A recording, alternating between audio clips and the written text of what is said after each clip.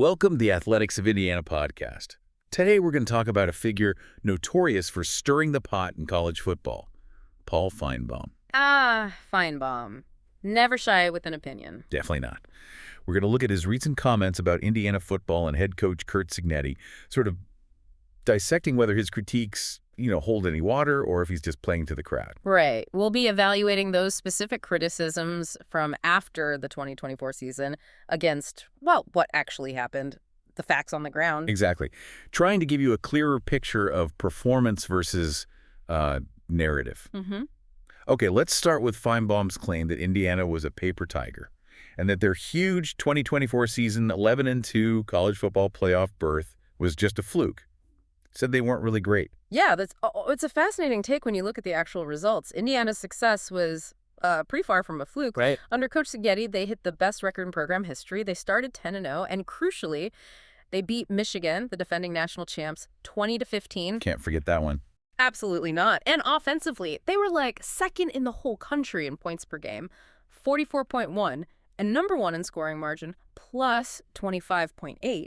Wow. This wasn't luck. It came after they went 9-27 the 3 years before. It was a deliberate build, and Cignetti got National Coach of the Year for it. So Finebaum saying fluke sounds less like analysis and, frankly, more like classic clown behavior, maybe just trying to get clicks, especially with that SEC bias he wears on his sleeve. Well, you do have to consider the source sometimes. Yeah, and let's not forget his beloved SEC went, 1-3 in the playoffs that year?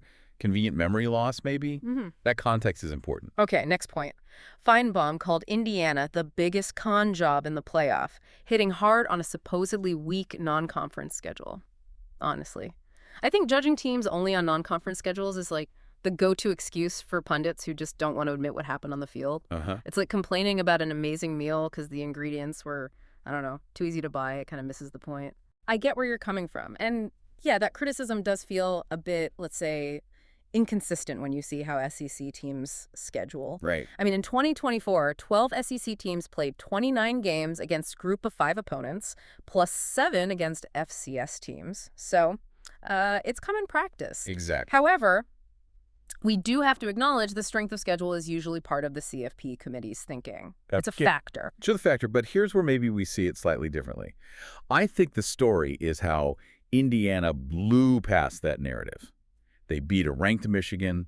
They absolutely crushed #25 Nebraska 56-7. No doubt those were statement wins. Even Heather Dinich on Finebaum's own network pointed to their insane scoring stats, making them undeniable. It's not just who you play, it's how dominant you are against who you play. Okay, fair point. And I agree, Indiana's performance was exceptional. The stats, the key wins, they really were undeniable. My point is just that the schedule was a talking point, a hurdle they had to clear in the committee's eyes. Right. And the fact they did clear it with those stats and wins you mentioned maybe makes what they accomplished even more impressive. It showed this strategy worked. Okay, yeah, I can see that. Moving on then. Finebaum also went after Cignetti personally, saying the coach made a fool of himself with his comments comparing Indiana's scheduling to the SEC's. Right, at Big Ten Media Days. But if you actually look at what Cignetti said, it wasn't really an attack. It was more a pragmatic defense of their strategy. Oh, so? He basically just noted Indiana dropped games against Virginia, UConn, Louisville to go with a lighter non-conference slate. Pretty much exactly what SEC teams often do. It was a calculated move, and hey, it resulted in an 11-1 regular season in the Big Ten. It worked. Finebaum's outrage seemed, well, a bit much, especially since he's not usually yelling about it when SEC teams do the same thing. Seems less about the logic, maybe more about someone else getting the spotlight. Could be. It felt disproportionate. Then Finebaum claimed Cignetti was running his mouth and hadn't done something, saying he got his head taken off by good teams. The irony is just thick. Yeah, that one doesn't really track with reality. Cignetti's record speaks for itself. Never had a losing season as a head coach. Started 10-0 at JMU, then did it again at Indiana. Doesn't sound like a guy who hasn't done something. Not at all. And that 11-2 season, the CFP spot beating Michigan, that directly contradicts the idea he didn't back it up. Yes, they lost to Ohio State and Notre Dame, both top 10 teams, but they were competitive losses. 23 points, 10 points, not exactly getting their heads taken off. Feels more personal than analytical again. It leans that way, yes. And finally, the predictions.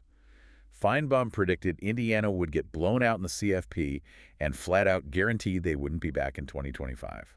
Man loves a bold, often wrong prediction. Well, the CFP game against Notre Dame ended 27-17. A loss, yes, but hardly the blowout he forecast. Not even close. Especially, again, compared to the SEC's 1-3 playoff record that year. Yeah. Right. His predictions often seem geared more towards creating buzz, controversy, than actual accurate forecasting. It's part of the media game, I suppose.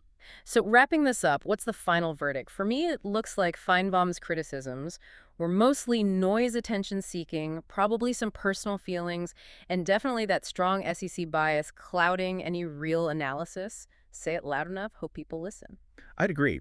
Looking at it objectively, Finebaum's takes on Indiana lacked analytical depth and seemed driven by, well, his known allegiances and maybe an agenda.